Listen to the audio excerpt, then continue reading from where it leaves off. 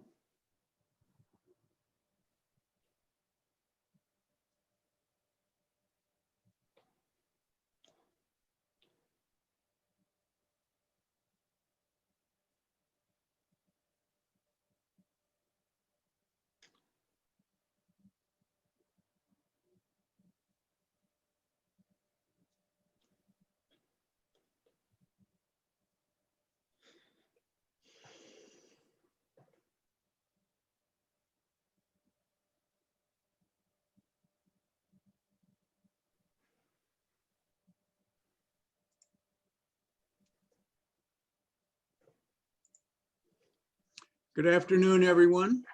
I'm Paul Hamel, Winterville Mounds Association President. I welcome all attendees to this 2020 annual meeting of the Winterville Mounds Association. We are the not-for-profit friends group of Winterville Mounds, dedicated to advancing knowledge and awareness of this important ancient site. It is my honor to acknowledge the long history of occupancy by people of this land where Winterville Mounds stands. We meet on the historic lands of Muskogean-speaking peoples of the Nachi Federation and their cultural descendants, the Alabama Coushatta, Choctaw, Chickasaw, Muskogee Creek, Nachi, Quapaw, Tunica Biloxi, and other nations.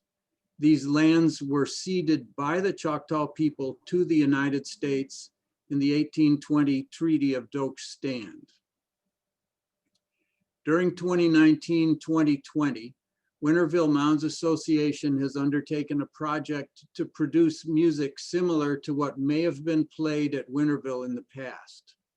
The goals of the project have been to commission a piece of authentic Native American music that embodies the style and instruments available to the inhabitants of Winterville Mounds during the site's period of maximal activity between 600 and 800 years ago. We depended upon the knowledge of experts in the fields of music archaeology, including Winterville Mounds Site Director, Dr. Mark Howell, for assistance. We identified instruments that were known to exist in the archaeological record from the time of Winterville peak importance and activity, including river cane flute, pottery drum, rattle, and rasp made of river cane. We applied to a local philanthropy, the King's Daughters and Sons Circle Number 2, who agreed to fund the work. We contracted qualified artisans, Choctaw River cane flute maker Presley Byington and Caddo potter Chase Earls. We supplied these artisans with river cane stems from Winterville and clay from nearby in Washington County, Mississippi. We commissioned Kichesipirini Algonquin composer and virtuoso flautist Timothy Archambault to compose the music. Our keynote presentation today will be a conversation about the music between Mr. Archambault and Dr. Howell. Before we begin, I note that among the successes of this project are some unanticipated joys. One unexpected result of this project came from the elders of the Caddo Nation, whose support for Chase Earl's work has inspired him to begin to reintroduce pottery drums to the people of the Caddo Nation. I'm going to turn the program over to Dr. Mark Howell, Director of Winterville Mounds, to introduce Timothy Archambault and discuss the project. As you in the audience have questions you would like to ask Mr. Archambault or Dr. Howell, please put the questions into the Q&A of the Zoom window, and we'll ask as many as we can at the end of the presentation. Dr. Howell. Thanks, Paul. Tim Archambault was born in Willimantic, Connecticut. He is a member of the Kichesipirini Algonquin First Nation, and as a high school student began playing Native American flute. He developed as a skilled player, performing the music of Native American composers in concerts around the world. During this time, he also became a composer in his own right, while simultaneously enjoying an international architectural career, designing buildings in Beijing, Rotterdam, New York City, Miami, and elsewhere. More recently, he co-authored with Elaine Keillor and John Kelly the Encyclopedia of Native American Music of North America. Thank you for being here, Tim. You are an architect. Does architecture inform your music compositions? Does music inform your architecture? Well, thank you very much, Mark. Before we get into that, I'd just like to say Kwe. Hello, my relatives. Anin Ejimadazan. It means, how are you all? I'm a Kichesipirini Algonquin Métis, and my family lineage comes from Connecticut and Quebec, and before that, France. My grandmother is from the Ojibwe Crane clan, And my father's family, the Archambaults, had many tribal relations with the Huron, Wendake, Maliseet, and Lakota. I want to give thanks, a big miigwech, to all our ancestors whom have graciously left the resources for us to learn and continue our cultures with.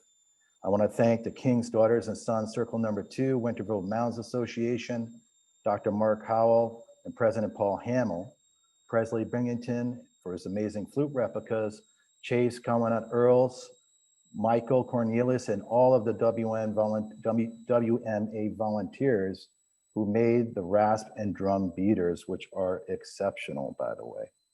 So going into the first question, Mark, does architecture and my music influence each other? Yes, and from many ways. The first, I want to make clear about the notational system. In architecture, we know we have floor plans, we have sections, we have drawings, which are analytical cuts of space and material to help the builders build the architecture.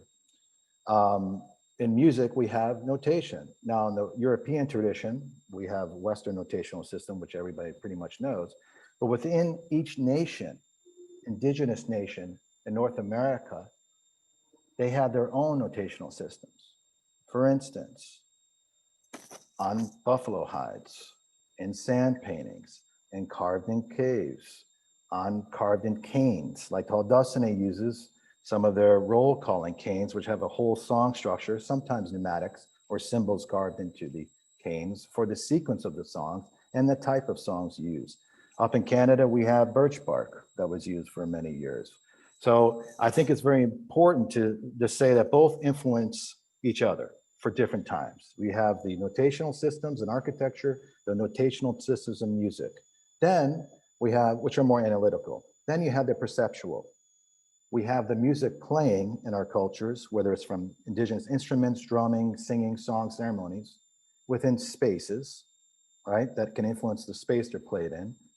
And for that matter, the geography, which we'll get into more. But I believe in specifically the correlation between geography and cultural ceremonies and music.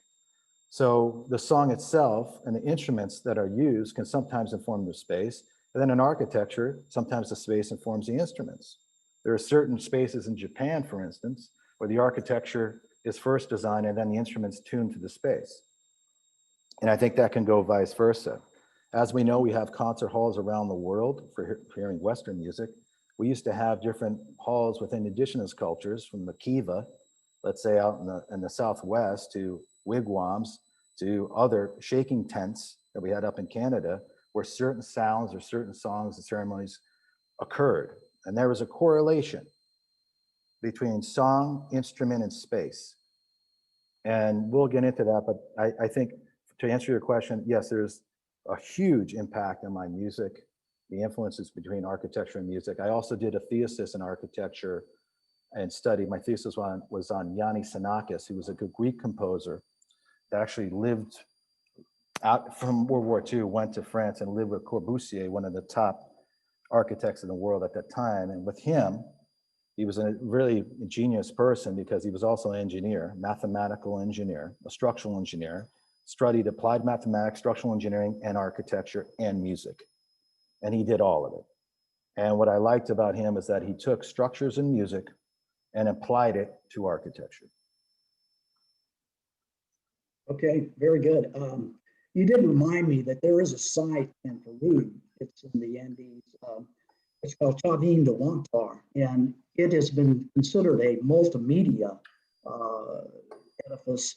And there was this archaeologist back in the 40s, Lumbreras, who actually pumped water into this stone structure and played it like an instrument. You know, he was closing off vents because it had so many channels, and it made tones, made pitches. Yeah. So it's this is a fascinating new world in archaeology, music archaeology, and archaeoacoustics, and all of this that we're exploring with you and other researchers. And as far as the flute itself, when did you start playing flute? Did an Algonquin elder influence you? Or? My biggest influence with my cultural heritage is my meme, my grandmother.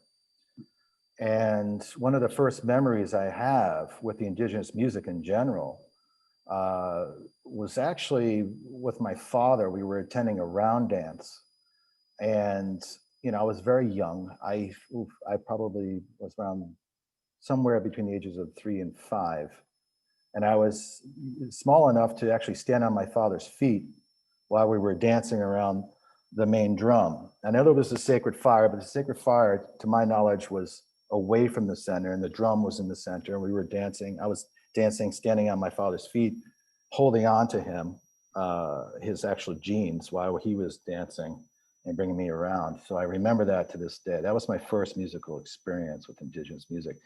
Then my meme, when I was probably around 7 to 10 years of age, she pulled out an old Smithsonian songs and dances of the Great Lakes Indians. It was a vinyl record.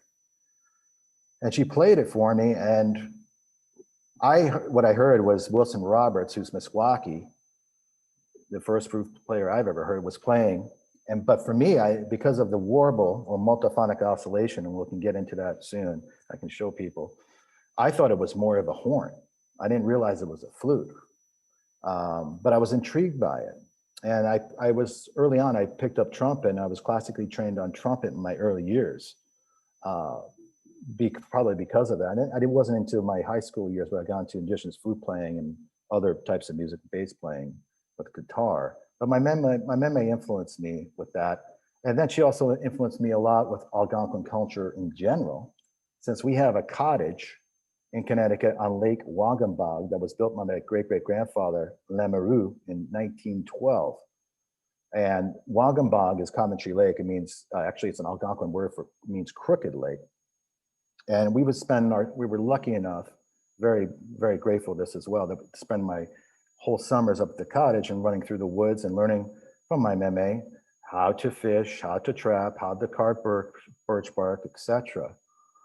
The other person that's very influenced me recently, in the past, I would say 20 years, is an elder from Maniwaki, a highly respected elder who is one of the few last remaining canoe makers, Algonquin canoe makers, as well as craftsmen.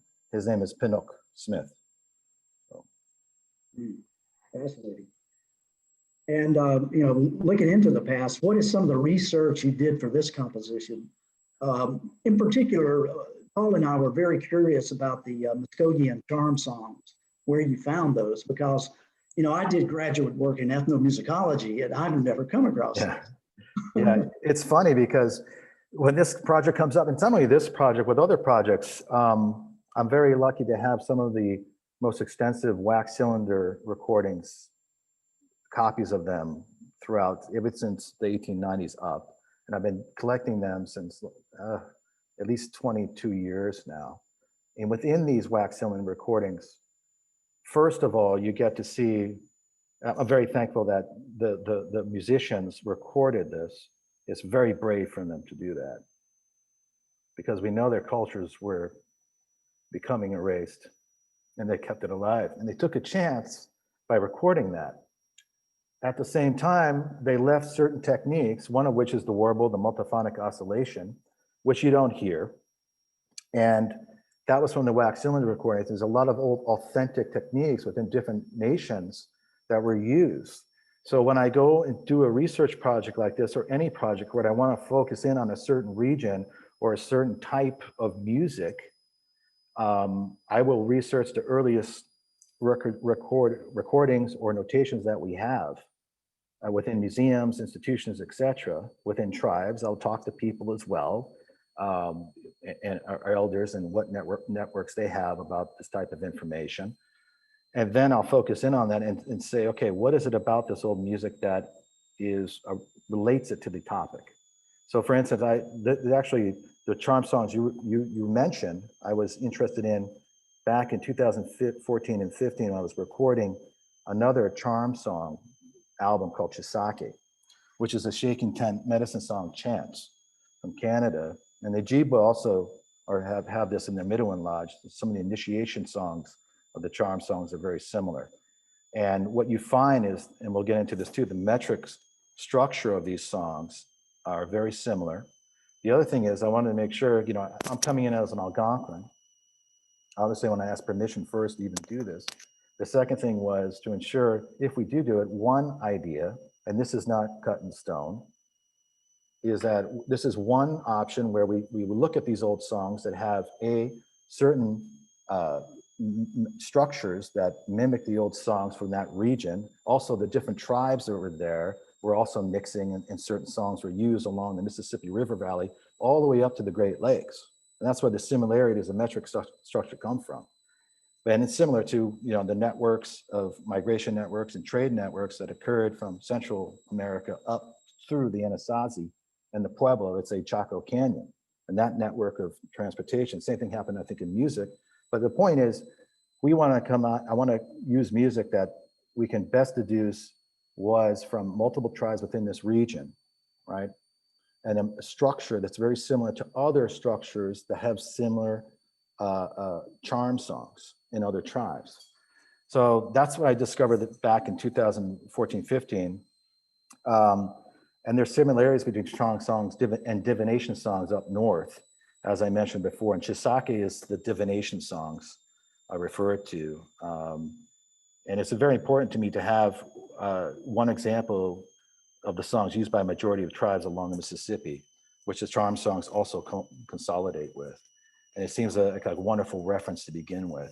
Now, hopefully future generations down will learn more, and our ancestors will give us more information, and the future generations can take it even further. Yeah, you touched on the similarities in song structures and singing styles in some cases. And to hone in on that, your composition is in a suite form, which is several pieces tied together by a theme. And this is a form used by Southeastern Native Americans for their stomp dance. Did the stomp dance form influence your composition plan? Not directly, but, you know, again, these song structures, there's always, you know, let's call it the opening song, the intro song.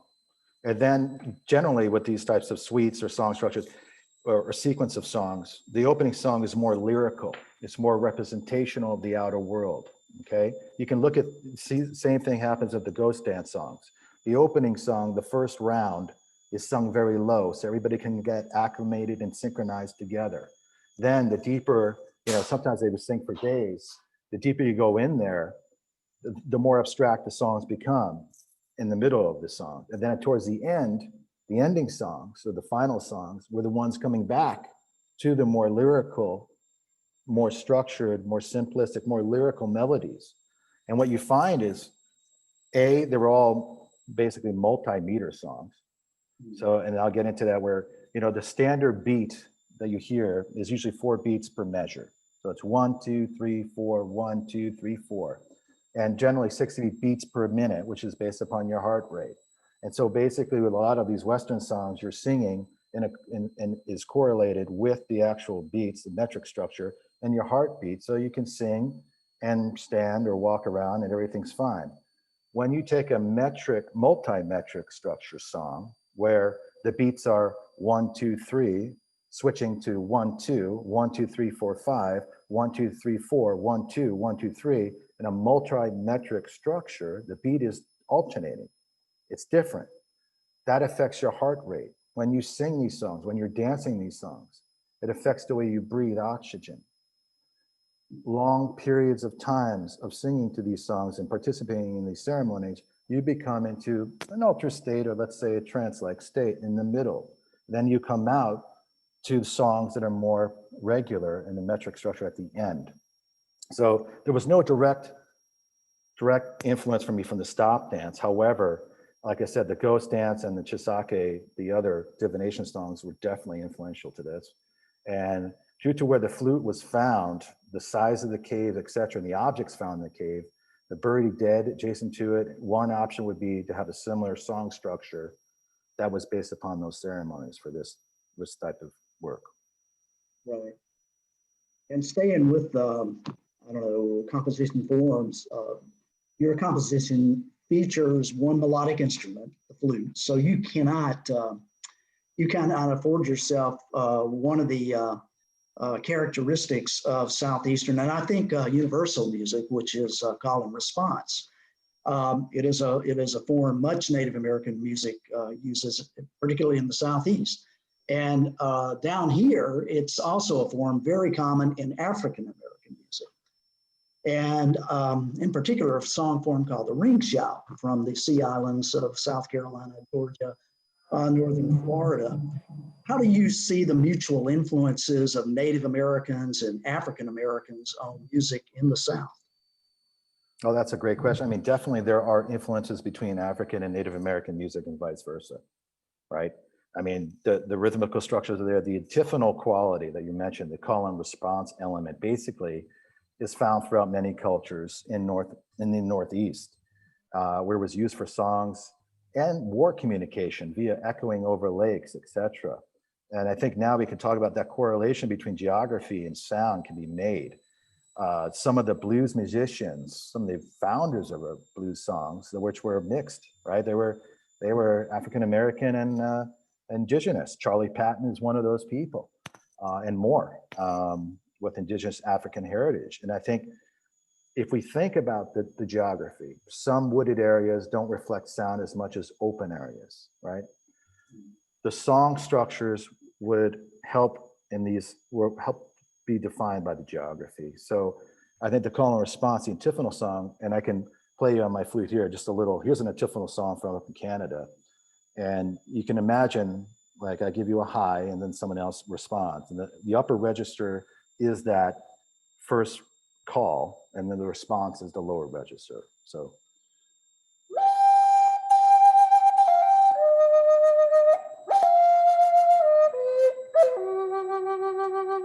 That's the first call. The second, from the lower response, will be this.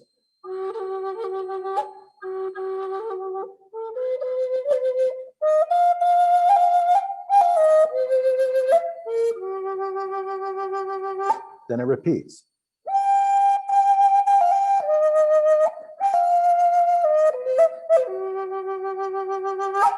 Etc. And then the lower part would come again. But that you see a lot. Again, if I was playing on a boat or a canoe, it would travel over the water. And I think in certain regions you would get that corollary between song structure and geography. The other thing is, as we found through this amazing project, is the size of an instrument to the actual space.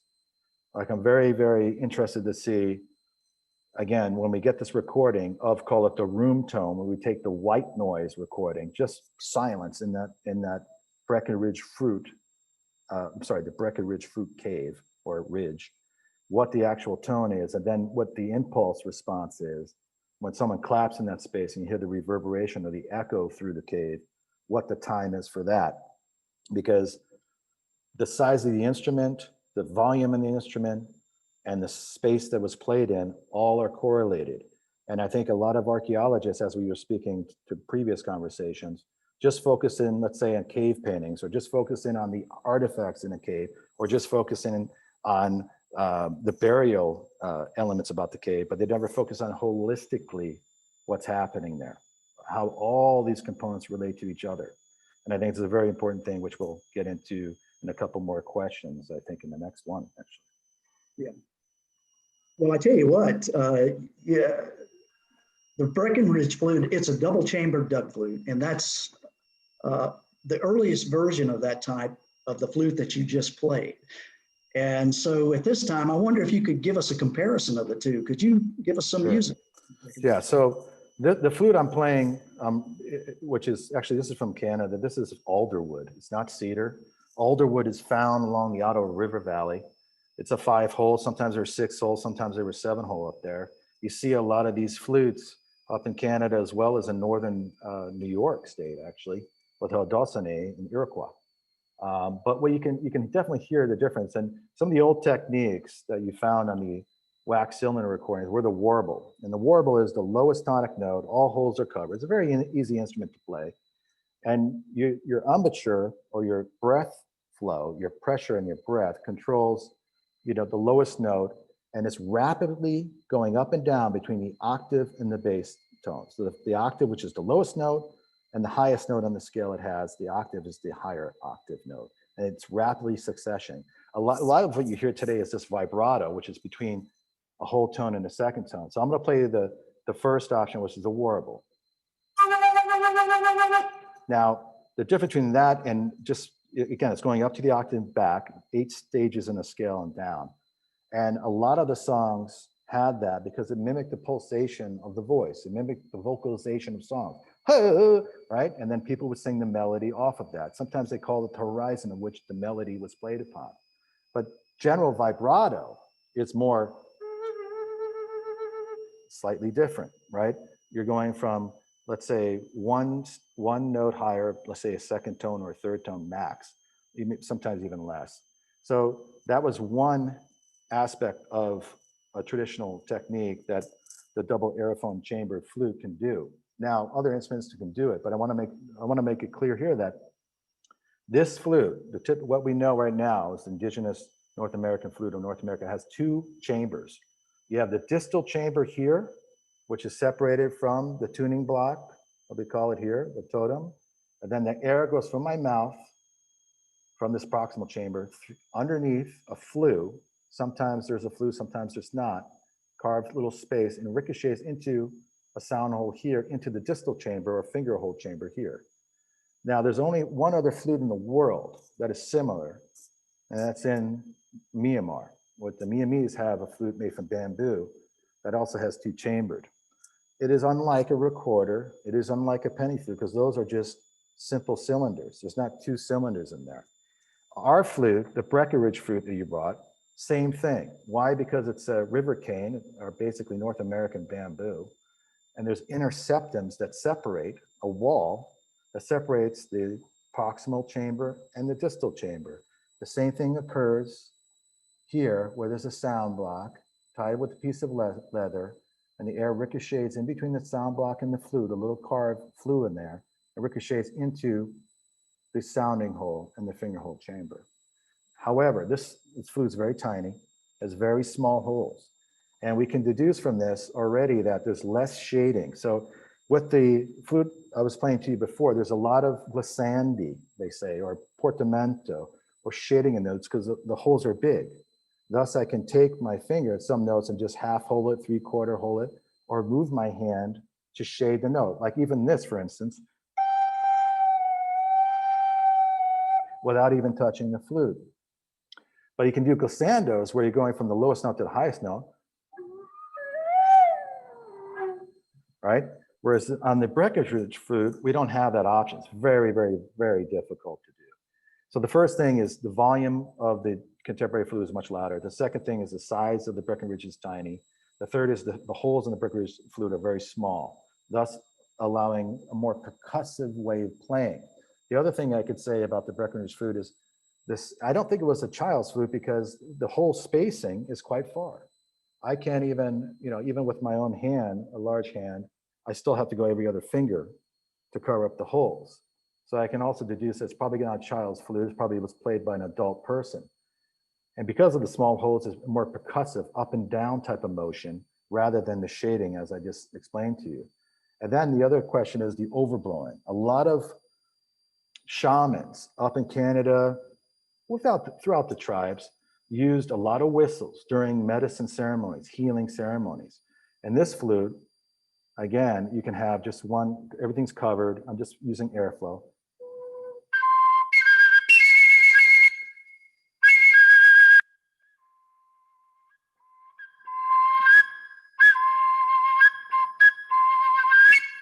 And it's a very, very quiet. And some of the lowest notes, as the song I'll play you, is very intimate. And that tells me that the higher register, which you heard was more whistling, might be louder a little bit. Maybe that was used to call attention to it, but the regular tones on this flute was much more intimate. I think that was more interior type of musical ceremony performing. But I think in generally, there's traditional notions of American Indian spatial concepts and European spatial concepts I want to make clear here. Because the idea of, let's say, a scientific method where we're going into a cave, we're looking into our histories, and we're looking at only, in the scientific method, only one part of that history. Whereas in indigenous cultures, you have the circularity of space-time or unified quality of reality versus linearity in the Western world of both space-time and separate qualities of reality. And that indigenous view, you have a unified view of material and spiritual reality, organic worldview. Whereas in the European tradition, you have a dichotomy, right? A two view of material and spiritual aspects, right? Spirit is separated from man, right? Objective, subjective mind. And in the indigenous world, we have synthesis. It's a predominant cognitive process, holism as a predominant scientific paradigm. Whereas in Europeans, we have the analysis of the predominant cognitive process and reductivism as the predominant scientific paradigm. And humans and indigenous are seen as equals to all other beings in reality within indigenous cultures. Whereas in the European methodology, humans seen as a distinct and superior type of being compared to others. So I think that's very important to think about these things when we dissect. I don't think we should dissect the information within these caves or try to segregate out the information. When we look at them in a Western viewpoint, we need to look at them in a more holistic synthesis way, where the music, the space, and the ceremony objects are all correlated together. Yeah, that sort of requires getting all of this information in one place and also determining what pieces of information we need to gather. And for that, we often need, the Native American perspective, because we don't, as Westerners, I don't know what informs that worldview completely. And I do think that we need to bring Native Americans into the archaeological field. There needs to be more input from Native Americans on what these objects mean that we're looking at, and we're studying sort of in isolation. Right. But to give, and Mark, just to continue that a little bit, I think it's important that, and we always want to know what was happening in these caves. And some of our ideas were that, what were the cave paintings for? What were these instruments for? Was it out of boredom, sheer boredom, people going in playing? Was it out of a reenactment of the hunt? Was it a shamanistic ceremony for medicine ceremony? Was it a funeral ceremony? Was it educational? Or was it some type of archival time capsule where our ancestors were hiding these instruments in protection from their enemies and for saving it for future generations? Like, all these things and more should never be ruled out. I think it's really fascinating, actually, this project. You may have answered my next question, but I'm going to throw it at you anyway and see if you can add to it. So as a professional flautist, you've played many types of flutes, transverse flutes, recorders, many types of Native American flutes and whistles. What did the Breckenridge flute tell you about its use? I'm thinking each flute teaches you something about itself. Yeah. Could you tell us about this? Yeah, I think for me, it's the most intimate flute I've ever played. So that's that very, very low volume. It's a very sensitive breath tone. As you saw with the previous flutes, the other one, I can put a little bit of airflow and the thing is really loud, right? It's really projecting loud. Whereas the Breckenridge, on the upper register, the higher notes, if I push a lot of air through it, it'll be kind of loud, like a whistle. But in generally, the major scales where we're playing, it's very soft. It's very intimate. And that's one thing, I think it is a very beautiful scale. And every time I play it, I am transported to how old this instrument, the sound of this instrument is. And I've learned just on analyzing this instrument, I'd never thought of that corollary before between the space, the cave, what was happening. I was also looking at it in more like a very distinct, separate way.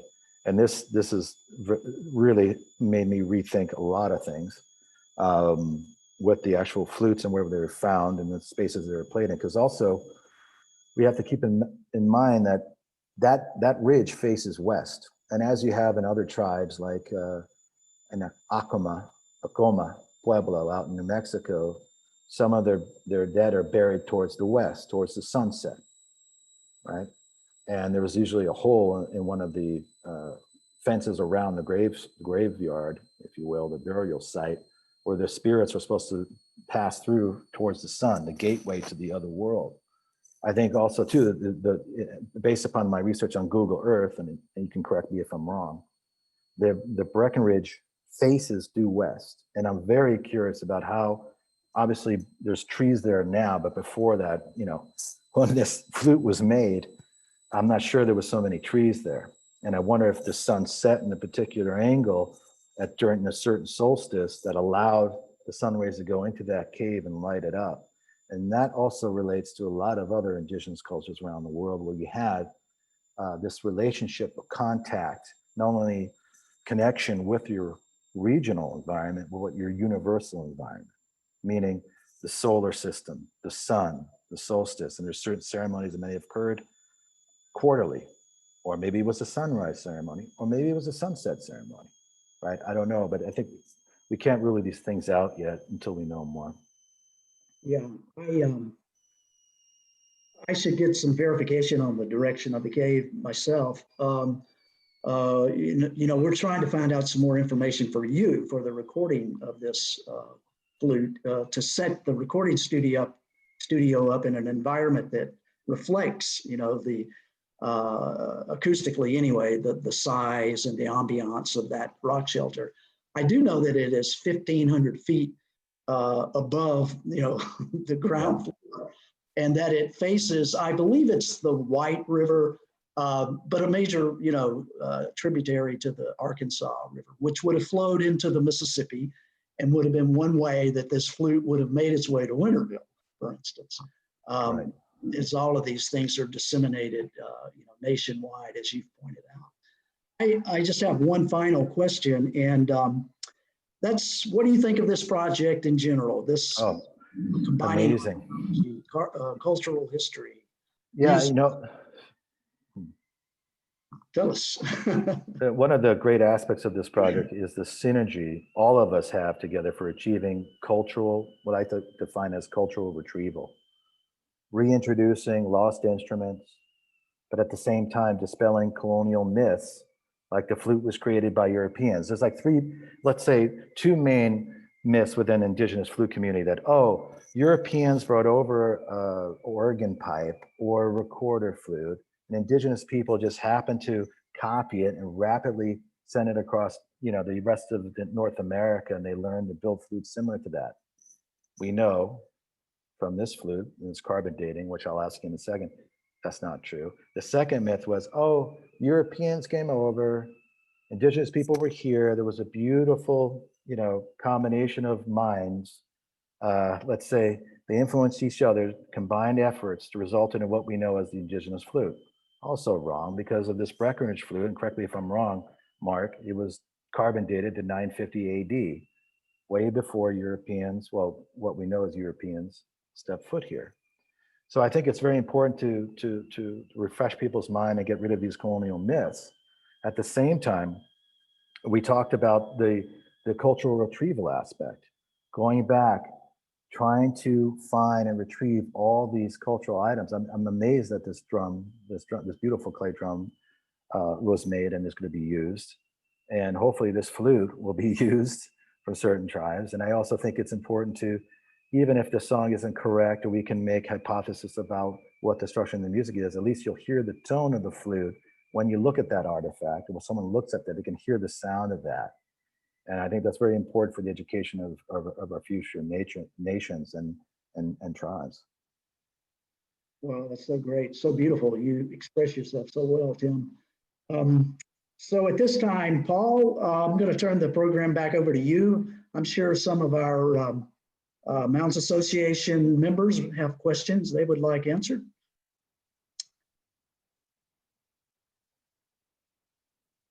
You're on mute, Paul. Pardon me.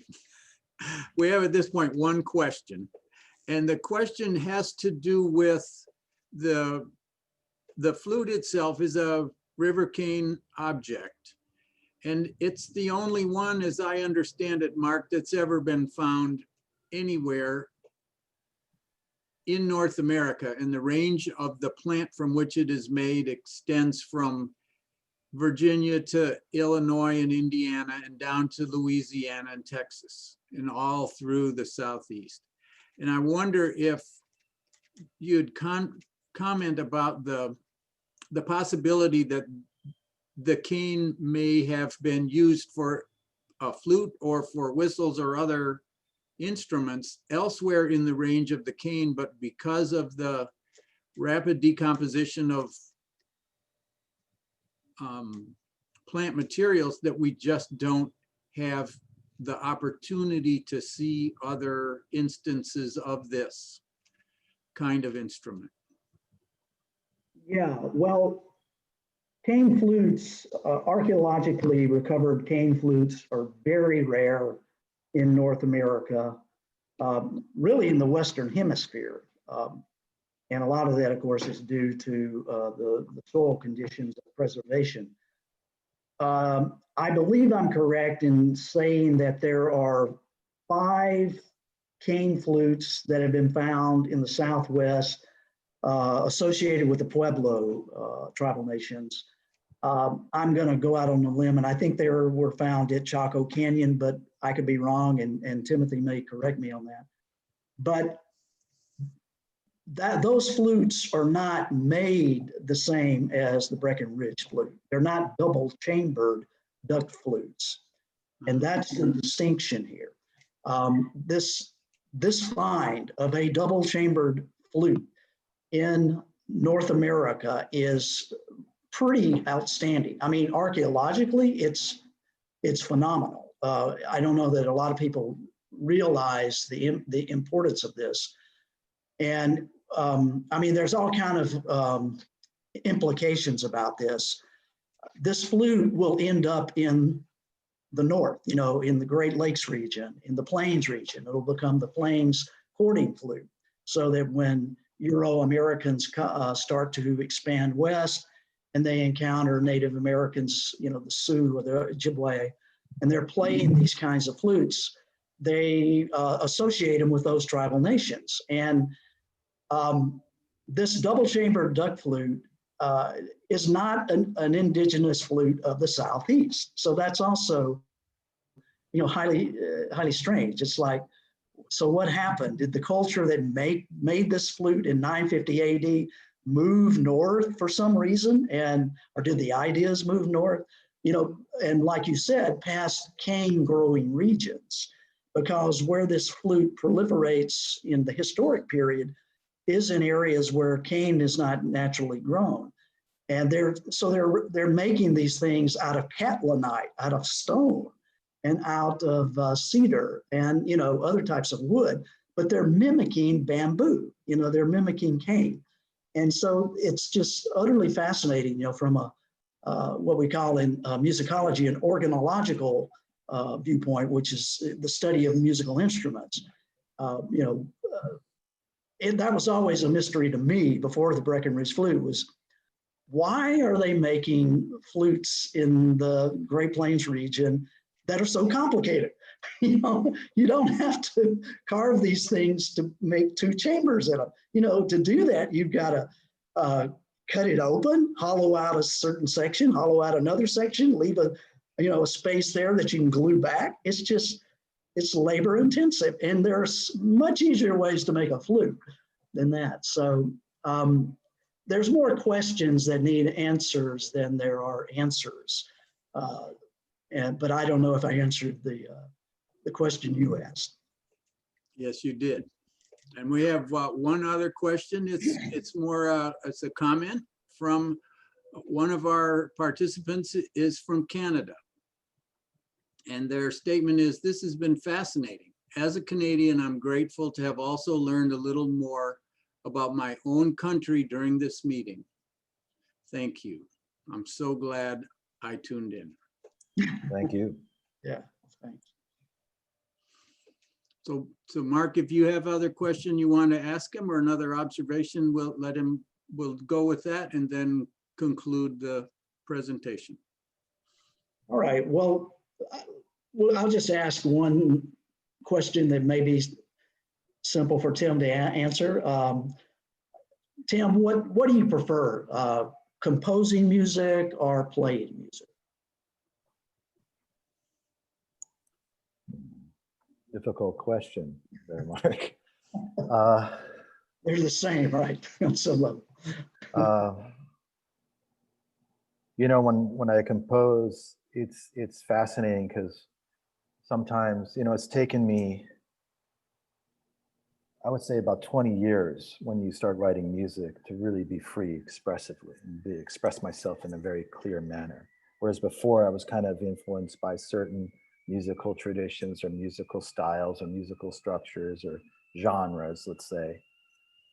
And I really, when I turned 40, I don't know what happened. That's when things started opening up and I just felt very free, whether I wanted to make some crazy score that's carved into, you know, or painted on the floor, or whether it's traditional notational system, I could still be free in any type of notational system. As before, I always felt kind of structured. I never felt out, let's call it, I felt restrained by the system. And then when I was 40 years of age, I just felt very free. And that was, you know, one aspect. But, you know, playing music, especially these songs, or let's say the Chisake, the other songs I mentioned, the divination songs and the ghost dance songs, which are usually sung, but even when you're singing these songs, you get into a certain state that is, you know, unlike any other type of experience I've ever had in my life. And also playing with orchestras. I mean, as I told you before, some of the most amazing things in my life were receiving the Eagle Feather for the work completed and the responsibility to continue this work to come for flute music. And with indigenous musicology, ethnomusicology, and other projects for supporting and continuing indigenous culture. And then playing with, let's say, the Polish Radio National Symphony back in 2007, where no one spoke English. And this is where the playing, the composing comes by. But, you know, we went there, we recorded this album, or it's actually a song. It was a 10-minute piece, concerto, indigenous flute concerto by David Yeagley, passed away, a Comanche composer. And we didn't speak any English, and we sat down, the music, we just felt the music. And it wasn't like, you know, in the United States, we have unions. If you're a part of American Musicians Union, you have to get paid first before you play.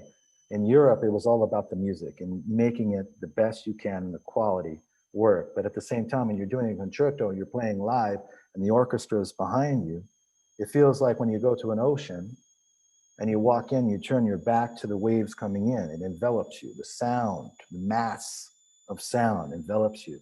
And obviously, when you play with orchestras, it's slower because it's more people trying to become synchronized into a certain type of beat. And in composition, it's almost like writing, where you can, who knows what, you can be inspired and you'll write, you know, let's say 5 scores in a day, and then you go by a month and nothing's going to come out. It kind of fluctuates, right? I can't force that. And at the same time, the brain still works. The subconscious is still working on the score. The older I've gotten, the more I can and think about things and visualize things more than I was when I was younger. So I can finish scores in my head and then write it down. But still, as I told you before, there's modes of editing I go through. The first might be a sketch pencil or pen on paper. Then it'll be making that cleaner with another type of ink just to make it more permanent. Then I'll put it into the computer, whatever score I have. Then I'll print it out and I'll play it with the flute or play it with other instruments, test it, and I'll edit again. So I have like 4 or 5 rounds of editing before the piece is completed. And that also, I love that process of editing as well. But music is a completely different thing. I love them for different reasons. And both are just very profound and sublime. Very lucky to be able to do this, actually. Yeah, I feel the same way. But yeah, so I think we probably covered everything I can think of, Paul. All right. At this point, I want to ask you, Mark, and then Timothy, if you have any last words you'd like to share with our audience, and then I'll close the session. Well, I'll begin. I'm very happy and proud to be a part of this project. It's kind of thing I've been wanting to do since I became interested in music archaeology, which was finding the roots of America's music. This is a really good step towards reclaiming that ancient tradition. I'm honored to be a part of it, and I want to thank the Winterville Mounds Association, Tim, Chase, Presley, everybody involved for having the interest and the courage to pursue this valuable effort. Thank you. Thank you, and thanks to everybody as well. And again, giving us this opportunity to, again, culturally retrieve something that might have been lost. And it's not about, again, like saying, this is the way, this is the future, this is giving us up. Everybody's sharing, bringing up this together. This is one option we're giving for this generation and more is to come, and they can take it and hopefully find more and advance it and continue it. And I think it's a very important thing to do. And again, every time we do these projects together, or every time when we have this opportunity to do so, it's just so culturally enriching on multiple levels. And that everything from texturally to musically to culturally to all these things, and we all sharing together in a synergy that can't be replicated by just one person. And I think it's very important that we're working together and we're giving something rather than taking, and we're learning that we're giving back. And I really appreciate that. I want to thank everybody for helping with this process and providing such beautiful instruments and leadership for directing us on how to proceed. I'm really grateful I got the opportunity to participate in this work with you, with Presley and Chase, and the funding from the King's Daughters and Sons Circle Number 2. As we close this meeting, I thank the members of Winterville Mounds Association and all those who have participated for your attention. This presentation has been recorded and will be placed on the Facebook page of the Winterville Mounds Association. Have a good day. Thank you. Take care, everybody. All right. Thanks.